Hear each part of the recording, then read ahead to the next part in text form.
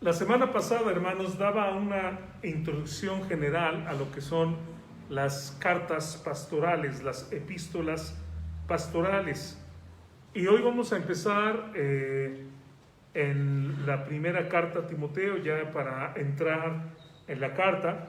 Antes de eso, solamente a forma de introducción, quisiera dar algunos datos. Por supuesto, el autor es Pablo, el receptor es Timoteo, es obvio, lo vemos cuando dice Pablo, apóstol de Jesucristo, por mandato de Dios nuestro Salvador y del Señor Jesucristo nuestra esperanza, a Timoteo, verdadero hijo en la fe, gracia, misericordia y paz de Dios nuestro Padre y de Cristo Jesús nuestro Señor.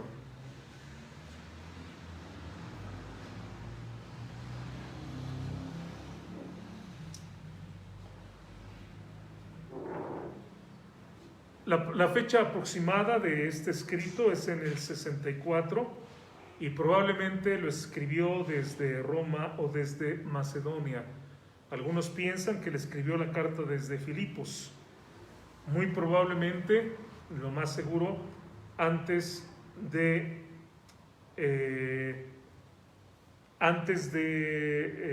el último encarcelamiento, que fue el encarcelamiento donde Pablo murió. Aproximadamente eso fue en el año 66 o 67 y se considera que murió Pablo en el año 68 después de Cristo. Es una epístola, por supuesto, es una carta, y la clave tal vez de la carta está en el capítulo 15, en el versículo 15 del capítulo 3, 1 Timoteo 3:15, para que citarlo sepas cómo debes conducirte en la casa de Dios, que es la iglesia, dice, columna y baluarte de la verdad. Por lo tanto, hermanos, nos habla este versículo acerca de para qué le escribe Pablo esta carta a Timoteo, para que sepa cómo debe conducirse en la iglesia, para saber cómo actuar en la iglesia.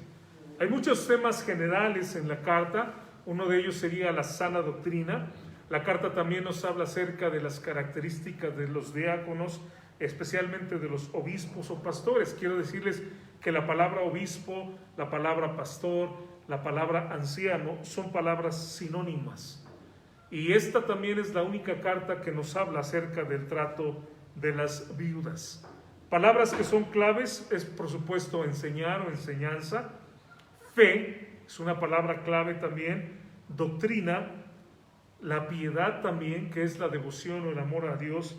Y también es una carta que nos habla de las buenas obras que debemos de hacer como hijos de Dios. Es una carta personal, ya lo habíamos dicho la semana pasada, y un manual de administración, de disciplina para la iglesia. Vamos entonces a hablar en estos dos versículos del capítulo 1, y primeramente, hermanos, vamos a hablar de Pablo. El primer nombre que aparece ahí, hermanos, en el versículo 1, es el nombre del apóstol Pablo. Dice, Pablo, apóstol de Jesucristo, por mandato de Dios nuestro Salvador. Apóstol de Jesucristo por un real decreto de Dios. Y cuando hablo de real no me refiero a real de verdadero, sino me refiero de la realeza. Un decreto de Dios, nuestro Salvador, y de Jesucristo, dice, nuestra esperanza. La mayoría de los judíos contemporáneos de Pablo, hermanos, tenían dos nombres. Tenían un nombre que era judío y un nombre que era romano. Que normalmente el nombre romano era un nombre griego, ¿verdad? Pero bueno, se dice un nombre romano. En Hechos 13:9 dice así, entonces Saulo, que también es Pablo. Y ahí encontramos, hermanos, cómo este Pablo del que estamos hablando tenía dos nombres. El nombre judío del apóstol era Saulo. Realmente podemos decir Saulo o Saúl, como el antiguo rey israelita. Provenía Pablo de la tribu de Benjamín, según dice Romanos 11:1, porque también yo soy israelita de la descendencia de Abraham, de la tribu de Benjamín. Y en Filipenses 3:5 dice, de la tribu de Benjamín, hebreo de hebreos. Esto nos habla acerca de quién era Pablo. Era nacido en Tarso, una ciudad, hermanos, que era caracterizada en su tiempo por tener un alto nivel cultural. Por lo tanto, hermanos, podemos nosotros saber que Pablo llegó a dominar la filosofía de su tiempo, llegó a dominar la cultura grecorromana, la cultura de su tiempo, y también, hermanos, Pablo era un fariseo. Él mismo testifica de haber aprendido con el rabí Gamaliel en Hechos 22:3. Yo de cierto, dice, soy judío, nacido en Tarso de Cilicia, pero criado en esta ciudad, instruido a los pies de Gamaliel, estrictamente conforme a la ley de nuestros padres, celoso de Dios, como hoy lo sois todos vosotros.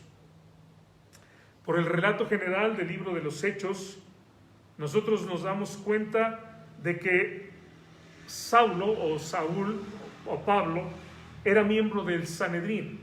El Sanedrín, que eran las 70 personas más importantes del pueblo judío, que eran los que tomaban las decisiones religiosas, las decisiones también de tipo de gobierno dentro de los judíos.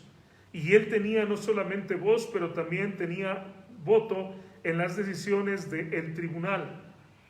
Probablemente él haya sido uno de los miembros más jóvenes del Sanedrín. Y sabemos también que él estuvo presente en la muerte de Esteban en el capítulo 7 del libro de los Hechos, y además, hermanos, él fue el que lideró la persecución y la muerte de los cristianos. Y por supuesto, más adelante en este mismo capítulo, no el día de hoy, pero vamos a ver acerca de cómo Pablo se siente tan mal de lo que él había hecho. En el capítulo 26 del libro de los Hechos, en el versículo 10, Pablo dice así. Él dice: yo encerré en cárceles a muchos de los santos, habiendo recibido poderes de los principales sacerdotes, y cuando los mataron, él dice, yo di mi voto. Fue un hombre, podemos decirlo así, de acuerdo a lo que dice también Hechos capítulo 9, que respirando, resoplando amenazas de muerte, un hombre, hermanos, que antes de ser creyente estuvo lleno de odio y que se fue como una fiera, puedo decirlo, persiguiendo a los creyentes. Su nombre romano era Paulos. Así lo encontramos, Leo, lo puedes encontrar ahí en griego, y dice Paulos, de donde tenemos en español Pablo. ¿Qué significa Paulos? ¿Qué significa Pablo? Significa pequeño. Ahora, esto es algo muy interesante, porque en la cultura griega y después en la cultura romana, hermanos, la gente era juzgada por su estatura y por sus músculos. Algo que nosotros sabemos y que después también vamos a ver en la carta es los ejemplos que usa del atleta, porque era algo común, ¿verdad? Era algo muy común las Olimpiadas. Estamos hablando de pueblos que se dedicaban a hacer fisicoculturismo, que entrenaban, que se fortalecían. Entonces, algo muy importante en el tiempo de los romanos y de los griegos era la personalidad, la estatura, el porte, la complexión física, ¿verdad?, musculosa de la persona. Tal vez como hoy en día lo está haciendo también, ¿no? Hoy veo que mucha gente anda en esta onda de fitness y yendo al gym y todo esto. En el tiempo de Pablo era así. Pero, hermanos, Pablo no era ni atlético, ni alto, ni tampoco, hermanos, podemos pensar que era guapo. Algunos de ustedes me han escuchado predicar de él, pero la gente que está en línea tal vez no, pero les he dicho que algunos historiadores hablan de que era pelón, le faltaba cabello, era chaparrito, era un poco gordito, e inclusive ni siquiera tenía una voz que podemos decir, wow, ¿no? Es una voz aterciopelada, una voz pastosa, una voz que impacta, ¿no?, cuando está predicando, como esperaríamos tal vez de algún gran predicador, ¿no? No era así Pablo, no tenía ninguna de estas características. Y además de esto, hermanos, acuérdense que en aquella ocasión, cuando se encuentra con el Señor Jesucristo, queda ciego, y dicen escritores que se refieren a él, que esto desarrolló uno de dos problemas visuales, o probablemente los dos problemas que después él se refiere en Corintios cuando dice: le he rogado a Dios que quite este aguijón de mi carne, y él me ha dicho: bástate mi gracia, porque mi poder se perfecciona en la debilidad. ¿A qué se refería Pablo? Se refería a que probablemente tenía una oftalmia, es decir, tenía un enrojecimiento continuo de los ojos, sus ojos se veían rojos y daba mal aspecto, pero también otros escritores dicen que probablemente tenía estrabismo. Entonces a lo mejor no solamente era el hecho de los ojos rojos, pero a lo mejor que un ojo se le iba a un lado o al otro, no sé, tenía esos problemas. Por supuesto, entonces nosotros de ahí entendemos que cuando los líderes de los corintios se burlan de Pablo y dice que en sus cartas es muy poderoso pero muy débil en su presencia, se están burlando porque están diciendo: bueno, sí, cuando escribe, wow, qué bonito lo que él escribe, pero cuando lo vemos decimos: este es Pablo, este es ese gran maestro, este gran predicador. Y aquí podemos aprender una lección muy clara, hermanos, a la luz de toda la Biblia. Lo que para los hombres es más valioso, no lo es para Dios. ¿Recuerdan la historia allá en el libro de Primera de Samuel? Y les leo el versículo, hermanos, en Primera de Samuel 16:7. Y Jehová respondió a Samuel, ¿se acuerdan? Cuando anda buscando el que va a ser el rey: no mires a su parecer, ni a lo grande de su estatura, dice Dios, porque yo lo desecho. Es decir, lo que el hombre busca, personalidad, esa voz imponente, esa estatura, esos músculos, que sea guapo, ¿no? Wow, tenemos una cultura, Leo, que elige hasta presidentes nada más por ser guapos, ¿no? O sea, nada más imagínense, elegir a un presidente por el hecho de ser guapo. Y tal vez estoy pensando en lo mismo que está diciendo este pasaje: no mires a su parecer ni a lo grande de su estatura, porque yo lo desecho. Porque Jehová no mira lo que mira el hombre, pues el hombre mira lo que está delante de sus ojos. Nosotros vemos nada más lo que está delante de nosotros y no vemos lo que hay atrás. ¿Se acuerdan que el Señor Jesucristo le dijo a los fariseos: sepulcros blanqueados? ¿Se acuerdan de eso? Lo hemos estado leyendo en los evangelios. ¿Por qué? ¿Cómo son los sepulcros? Vamos al cementerio y se ven muy bonitos por fuera, hay flores, están blanquitos, pero si nosotros rascáramos y abriéramos ahí, ¿qué encontramos? Pudredumbre. ¿Qué encontramos? Cuerpos que están echados a perder, cuerpos que ya se descompusieron. Eso es lo que encontramos. Y Jesús les decía: ustedes son unos sepulcros blanqueados. Sí, por fuera bien bonitos, ¿no? Porque eso sí, los fariseos, ¿verdad? Con sus vestimentas impecables, personalidad, sus barbas, todo muy imponente, ¿verdad? Pero en su corazón era gente que no amaba a Dios. Y dice el Señor: el hombre mira lo que está delante de sus ojos, pero Dios lo que mira, Jehová lo que mira es el corazón.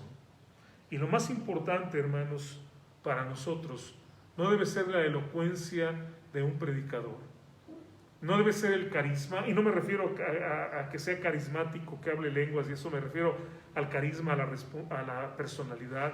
No debe ser eso, hermanos, sino debe ser su exposición bíblica, fiel a la doctrina. Se sorprenderían, hermanos, si les dijera que hay lugares en el mundo, que hay países, tenemos un país muy cercano, donde la gente busca una iglesia. Si esa iglesia tiene gimnasio, ahí voy a ir, ¿no? Si esa iglesia tiene un lugar para que los niños jueguen, un lugar de esparcimiento para los niños, esa es la iglesia que yo voy a ir. ¿Cuáles son las razones por las que la gente elige a qué iglesia va a ir? Bueno, la va a elegir porque el pastor es muy chistoso. Cuando él está predicando siempre está bromeando, siempre está diciendo cosas muy graciosas. Entonces, por eso voy a ir a la iglesia. O a lo mejor la otra, es que son bien amables todos. Ahí son todos bien amables. Creo, hermanos, que está mal quien elige de esa manera. ¿Cuál debe ser la razón por la que nosotros vamos a una iglesia? ¿Por el gimnasio? ¿Porque tiene una área de juegos? ¿Porque tiene instalaciones muy bonitas? No, hermanos. Debe de ser porque el mensaje es 100% bíblico. Algunos de los que vivimos hoy en día, a lo mejor si Pablo nos hubiera predicado, hubiéramos dicho: ¿en serio? ¿Ese predicador? Ay, amor, ¿en serio lo vas a poner a él ahorita que estamos en la pandemia? pero es que su voz hasta me molesta. Y sin embargo, hermanos, las palabras tan profundas con las que Pablo enseñó. Dijimos que casi el 50% de los libros del Nuevo Testamento, ¿no? O a lo mejor el 50% de los libros del Nuevo Testamento. ¿Por qué vas a la iglesia? ¿Qué es lo que buscas? Lo que debemos de buscar es la enseñanza de la palabra de Dios. Y esa debe ser nuestra característica, hermanos, como iglesia, que somos bíblicos. Esa debe ser nuestra característica. Si somos bíblicos, vamos a ser amables, vamos a ser amorosos, vamos a ser muy buenas personas con los demás, pero esa no es la razón por que la gente venga. La gente debe de venir porque ama la palabra de Dios. Y nosotros debemos de seguir porque amamos la palabra de Dios. Si no amamos la palabra de Dios, hermanos, cuando las cosas se pongan difíciles, y un día, hermanos, esto va a pasar, la gente inmediatamente se va a escapar, no se va a ir, porque no amaban la palabra de Dios. Continuando con Pablo, sigo en el tema de Pablo. Era por supuesto judío, era ciudadano romano, tenía un trabajo, hermanos, que era de hacer tiendas. Y algo que es muy importante era toda esa formación que él tenía, que fue algo que lo preparó, hermanos, para el servicio de Dios. Yo he predicado desde este lugar, hermanos, lo importante que es prepararnos en todo lo que podamos, que aprendamos todas las cosas posibles para el servicio de Dios. Pablo tenía una formación teológica, tenía una formación filosófica, tenía una formación jurídica, sabía de leyes, y en varios pasajes en el libro de los Hechos nos damos cuenta. ¿Se acuerdan cuando los meten en la cárcel precisamente en Filipo? Y después se enteran de que son ciudadanos romanos, y Pablo no era ciudadano romano porque había pagado dinero para eso, sino que había nacido como ciudadano romano. Y cuando los quieren sacar y nada más decirles que se vayan, dice Pablo, ¿cómo? Siendo ciudadanos romanos nos metieron aquí en la cárcel sin ningún juicio ni nada. No, que vengan ellos a sacarnos. Pablo tenía entonces una cultura jurídica, sabía de leyes, tenía una cultura también mercantil, conocía las situaciones de cómo se mercaba, se vendía, se llevaba. Esto le ayudó, hermanos, en todos sus viajes. Él probablemente tenía contactos con gente para poder hacer diferentes viajes, y inclusive lo vemos en el libro de los Hechos hacia el final, cómo toma el liderazgo, hermanos, de un barco, y le dice, espérate, todos estamos vivos, no ha pasado nada, y él tiene conocimiento de esto. Además, hermanos, tenía un tremendo conocimiento lingüístico. Y fíjense, él dominaba 4 idiomas. O sea, 4 idiomas sabemos que Pablo los dominaba, que era el hebreo, el arameo, el griego y el latín. Yo creo que con eso tenía para hablar donde él fuera, pero probablemente comprendía otras lenguas.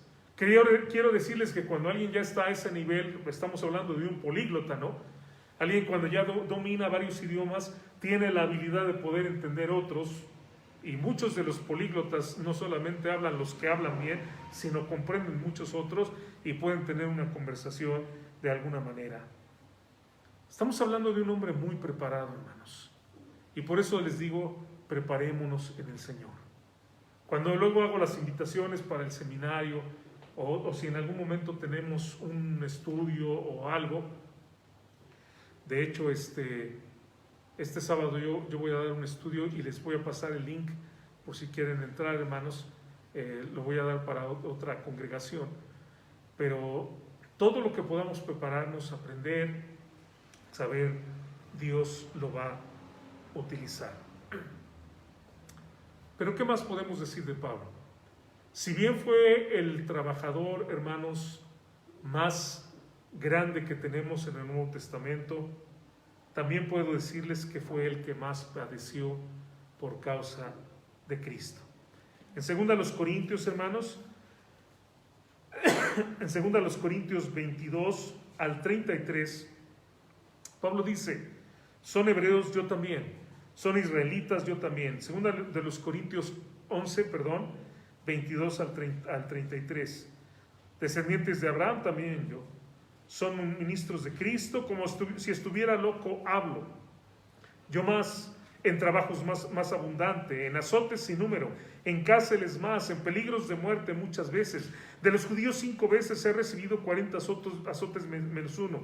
3 veces he sido azotado con varas, 1 vez apedreado, 3 veces he padecido naufragio, 1 noche y 1 día he estado como náufrago en alta mar, en caminos muchas veces, en peligros de ríos, peligros de ladrones, peligros de los de mi nación, peligros de los gentiles, peligros en la ciudad, peligros en el desierto, peligros en el mar, peligros entre falsos hermanos, en trabajo y fatiga, en muchos desvelos, en hambre y sed, en muchos ayunos, en frío y en desnudez. Y además de todas estas cosas, lo que sobre mí se agolpa cada día, la preocupación por todas las iglesias. ¿Quién enferma y yo no enfermo? ¿A quién se le hace tropezar y yo no me indigno?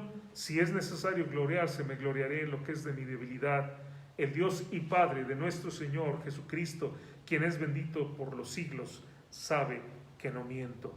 Y termina el versículo 32 y 33. En Damasco el gobernador de la provincia del rey Aretas guardaba la ciudad de los damasenos para prenderme, y fue descolgado del muro en un canasto por una ventana y escapé de sus manos.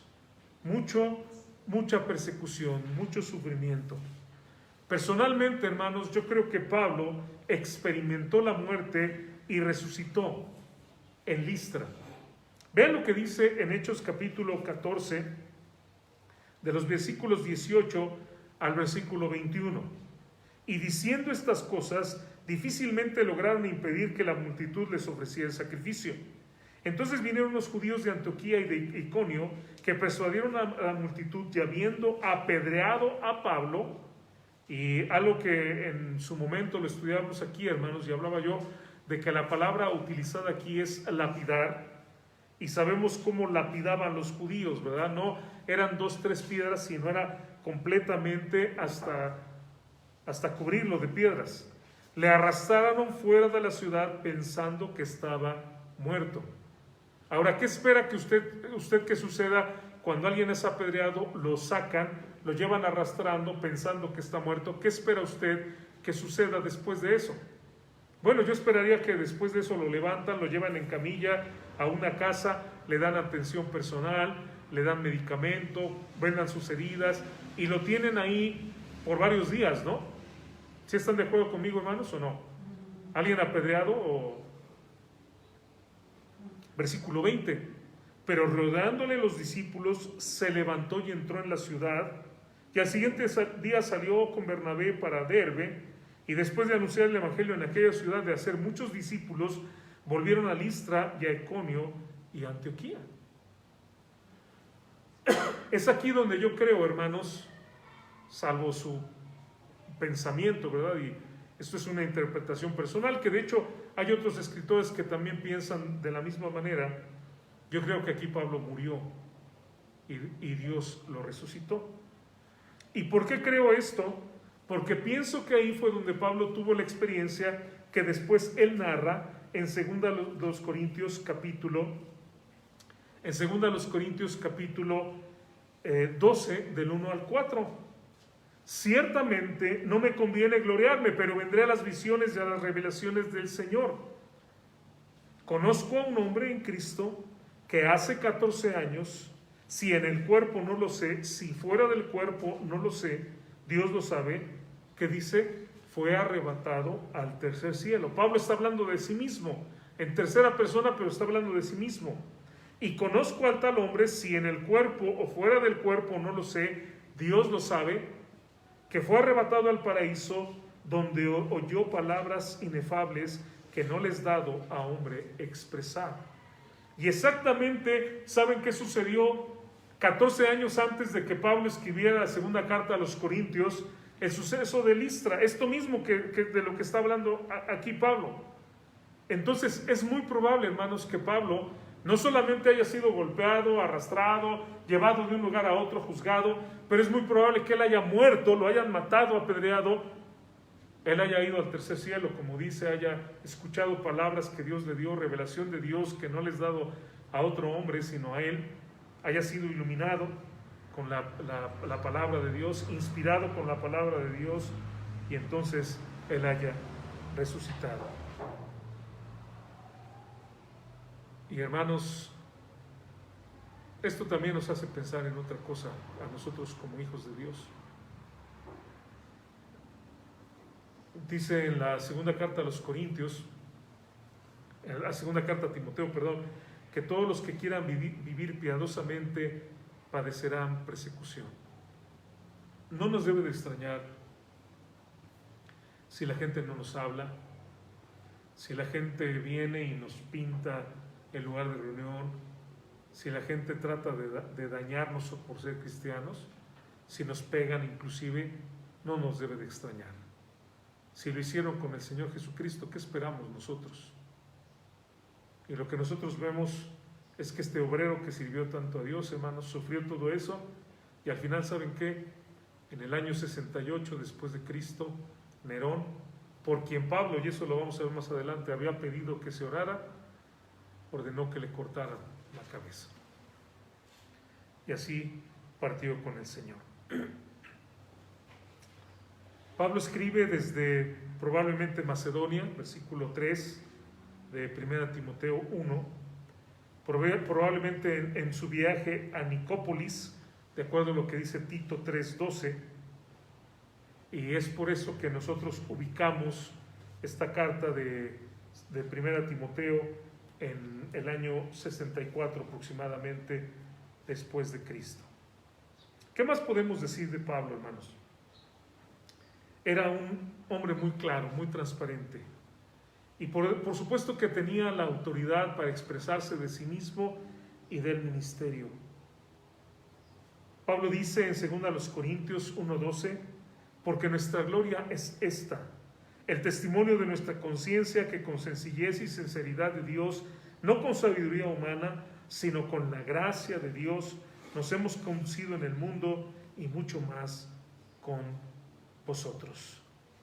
Creo que no ha existido nadie, hermanos, no ha existido ninguna persona que haya amado tanto y haya estado también o haya apreciado tanto el ministerio, su misión en el mundo.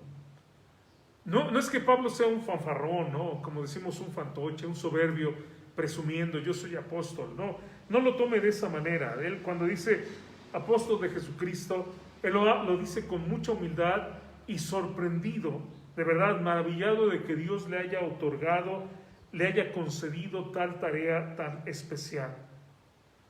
Él en 2 ocasiones habla acerca de que él es apóstol en esta carta al inicio.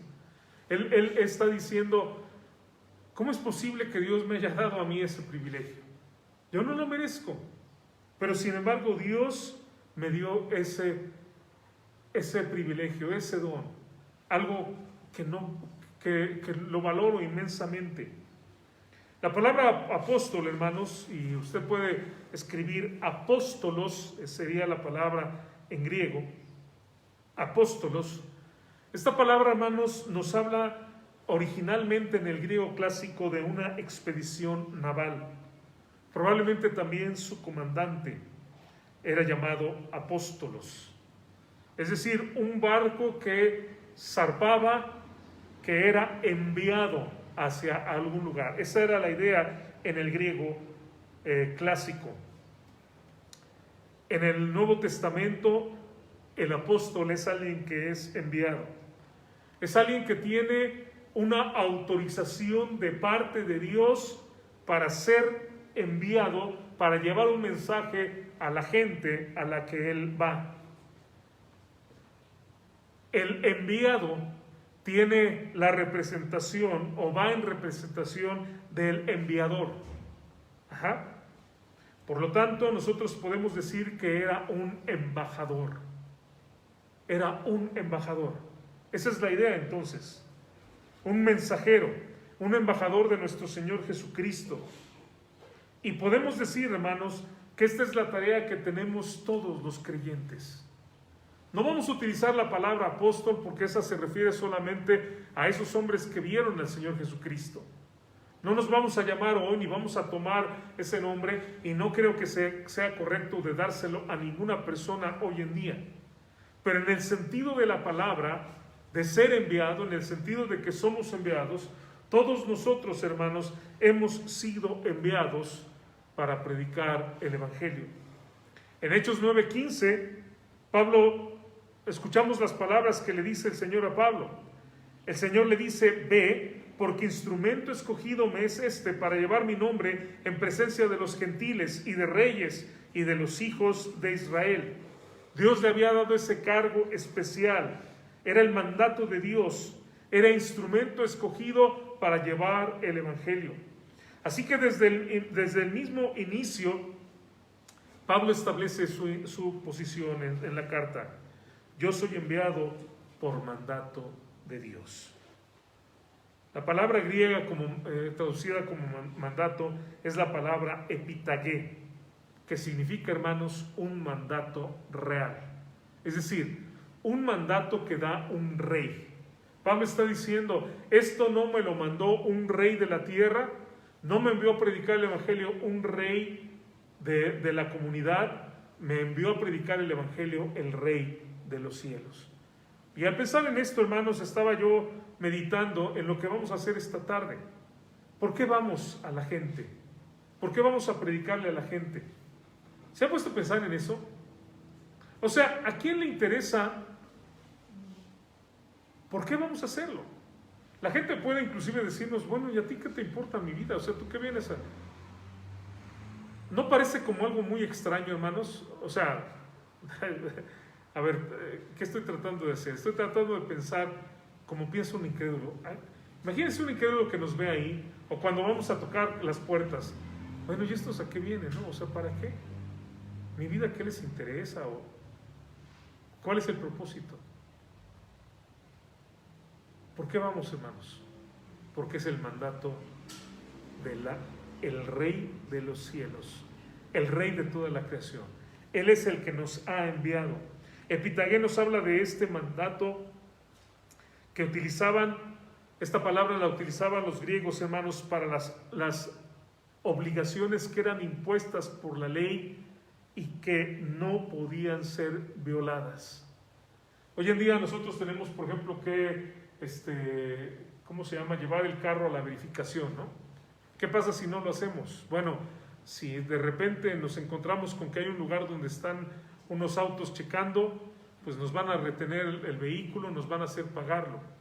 Podemos tratar de escaparnos, de no hacerlo, pero tarde o temprano tenemos que hacerlo, no hay otra manera.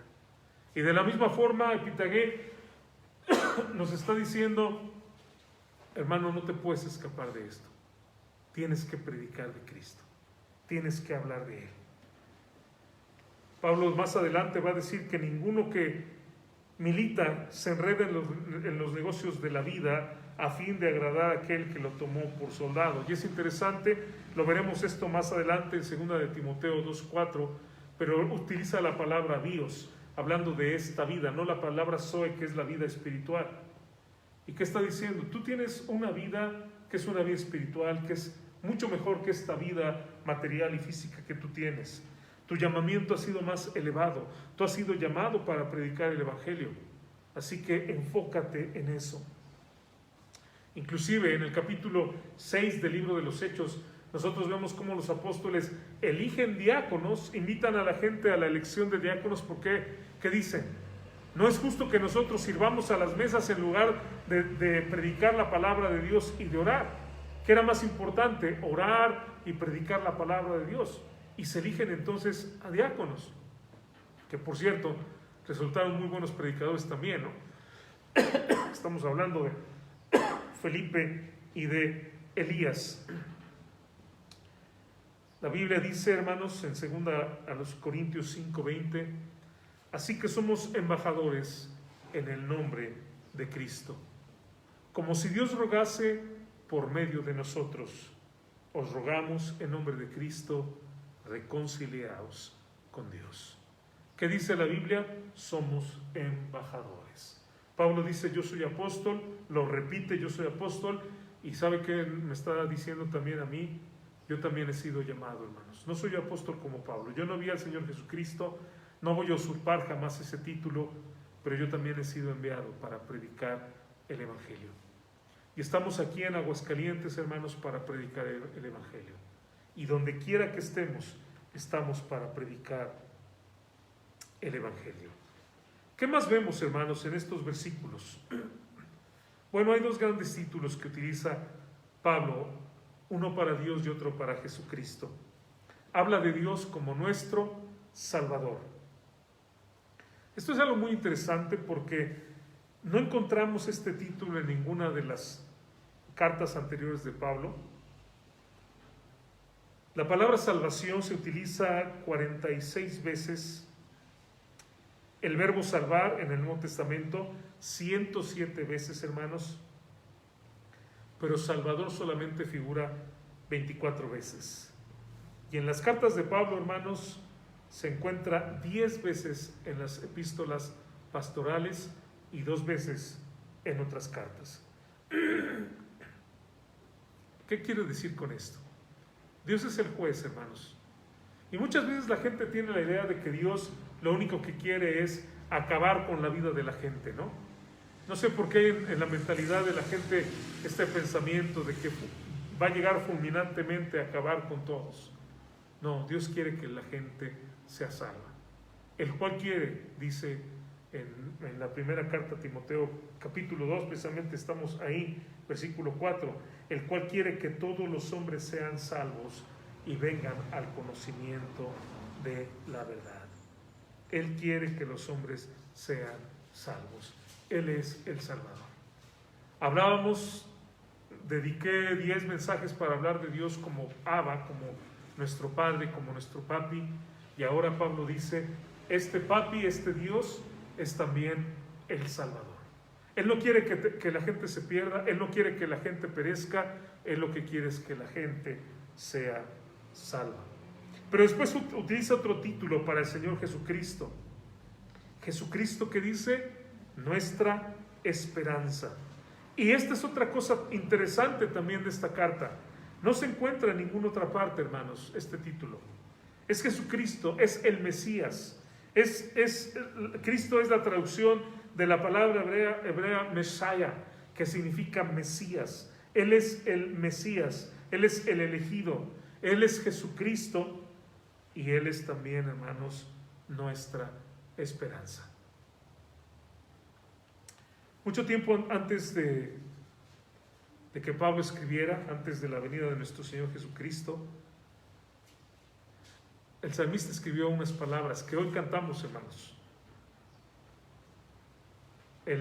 Es interesante que el Salmo 42:5 y el Salmo 43:5 son casi idénticos. ¿Han visto esos dos versículos que son, cuando estábamos leyendo la Biblia, yo dije, caray, esto ya lo había leído, y sí, son idénticos, y los dos, 42:5 y 43:5.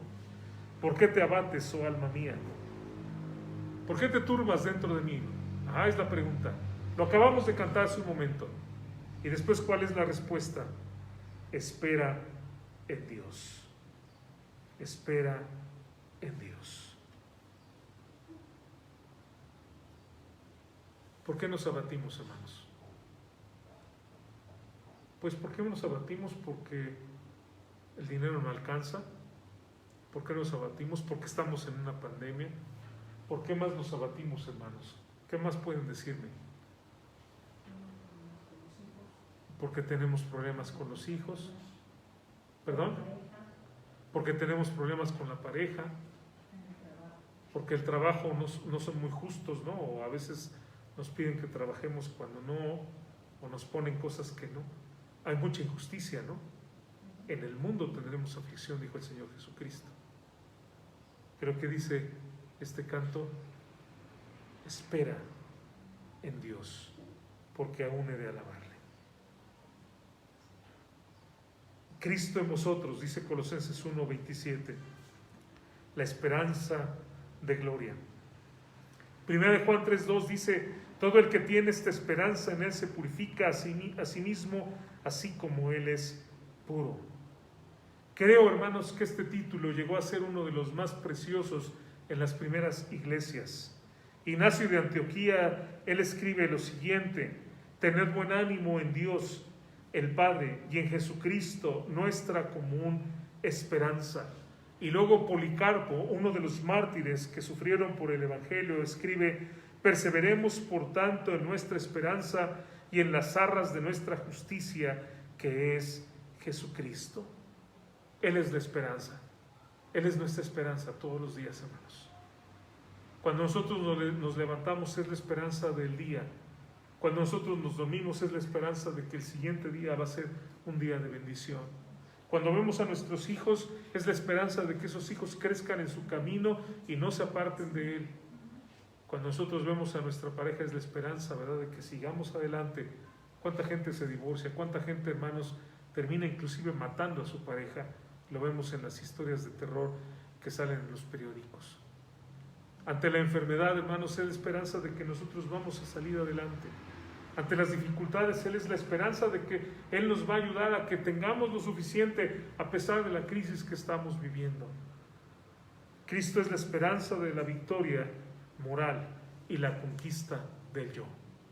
Él es la esperanza de que yo voy a ser transformado y que sigo siendo transformado y que yo no voy a ser obediente a mis deseos, sino obediente a Él.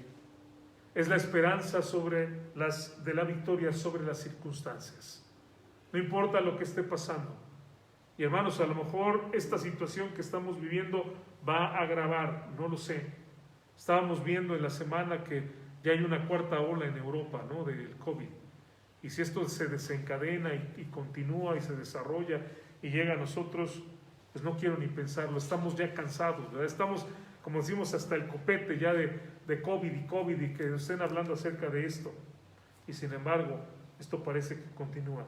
Pero nuestra esperanza no está en el mundo, ni está en los científicos, ni está, aunque no estamos en contra de ellos, nuestra esperanza está en el Señor Jesucristo. Pero también, hermanos, Él es nuestra esperanza de la victoria sobre la muerte. Esta semana creo que, no sé si lo decía el jueves, creo que sí. Hace muchos años mi hermano Raúl, predicando un mensaje, dijo en su mensaje, y de esas veces que hay frases, hay, hermanos, en mi mente conservo textos y palabras y cosas que a veces alguien las dijo así y se quedaron ahí grabadas en mi mente, ¿no? Dijo Raúl: la vida es incierta y la muerte es segura. Y esto es cierto. La vida es incierta y la muerte es segura. Hace una semana orábamos por el hermano Guzmán dándole gracias a Dios, ¿no es cierto? Porque ese reporte me habían dado. Ya el hermano está mejor, está estable. Nos gozamos, hermanos. Esa misma noche, después de que yo había orado, veo mi teléfono y mandan el reporte de que el hermano se había grabado. Yo dije, bueno, si hubiera sabido esto antes, hubiera orado mejor, que Dios lo cuidara, ¿no? Pero ya estaba dándole gracias a Dios. Yo ya dije, ya salió del problema. Y creo que fue el miércoles cuando en la tarde mandan la noticia de que el hermano había partido. Cuando alguien muere, hermanos, nos llenamos de tristeza, especialmente a alguien que queremos, ¿no? Sabemos que no lo vamos a volver a ver. Si acostumbrábamos tomar un café con la persona o acostumbrábamos platicar, es muy difícil. Creo que el hermano Guzmán y la hermana Isabel estuvieron casados por 52 años, ¿sí, va? Y piensen en la hermana Isabel, ¿no? Ahora levantarse y ya no está Vico, como ella le decía, ya no está ahí. El desayuno a lo largo del día. Pero ¿cuál es la esperanza para nosotros, hermanos? Sí, la vida puede tornarse lo más horrible que ustedes se imaginen. Y podemos volvernos al dolor y decir, es que ¿por qué te lo llevaste, Dios? Y llorar y sufrir. Pero la otra, hermanos, es recordar las palabras del Señor Jesucristo. Yo soy la resurrección y la vida. El que cree en mí, aunque esté muerto, vivirá. Y todo aquel que vive y cree en mí, no morirá eternamente. Y después Jesús lanza un desafío y dice, ¿crees esto? ¿De verdad lo crees? ¿En tu corazón lo crees? Porque si tú lo crees, sabes una cosa, tienes la victoria asegurada sobre la muerte. Y esa es la bendición que tenemos nosotros, hermanos, como hijos de Dios. Que aun cuando llegue esto, Y el día que llegue, es una de dos, ¿verdad? Lo sabemos muy bien, una de dos. O nos vamos en el rapto, hermanos, y ya no vamos a saber nada de muerte, o va a llegar el momento que de alguna o de otra manera tenemos que ir a la presencia de Dios. Pero después de esto, hermanos, hay victoria, porque Él es la esperanza de la victoria sobre la muerte. Estamos seguros que el día que muramos, hermanos, cerraremos nuestros ojos aquí y al abrirlos estaremos viendo la gloria de Dios. No va a haber más llanto, no va a haber más dolor, no va a haber enfermedad, sino solamente estaremos en la presencia de Dios siempre, alabándole. Y algo hermoso también, que también nos llena también de tranquilidad. Aquellas personas que amamos, que conocen al Señor, que también tomaron la decisión de creer en Cristo, estarán ahí también, alabando a nuestro Dios. No hay pérdida. Nos entristecemos porque no conocemos, porque no hemos llegado a ese punto de la muerte y no sabemos, ¿verdad?, más allá. Sabemos lo que nos espera, pero todavía no lo hemos vislumbrado y nos da miedo, nos da terror. Pero hermanos, hay una certeza y hay una victoria. Él es nuestro Salvador. Eso apunta hacia nuestro pasado. En un punto en el pasado nosotros creímos en Cristo y fuimos salvos. Hoy estamos aquí porque hace algunos años, no sé cuántos, en el caso mío muchos años, un día me rendí ante Cristo, le pedí perdón por mis pecados, invité a Jesús a mi vida y es mi Señor y mi Salvador desde entonces. Pero la esperanza, Jesucristo, nuestra esperanza, mira hacia el futuro. De tal manera, hermanos, que toda nuestra vida está guardada en las manos de Dios. Y pasado desde el momento en que conocí en Cristo, el Señor me transformó. Todo lo que yo era antes, todas las vilezas que yo hice, todas las maldades que yo hice, el Señor las perdonó y el Señor me transformó. Él me salvó y ahora ya no soy la misma persona. Yo no digo malas palabras hoy en día. Yo hoy en día no robo.